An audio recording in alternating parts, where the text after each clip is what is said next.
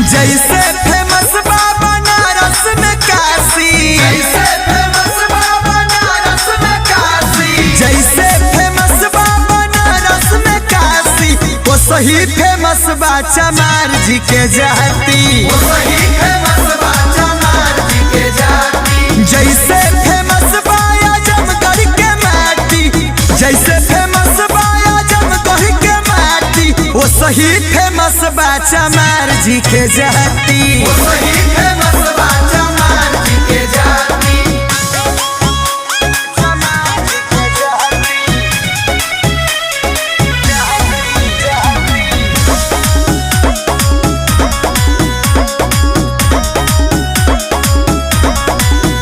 पूरा दुनिया के दिल पे हो राज करता, सब बहुजन के लोगवा हो नाज करता।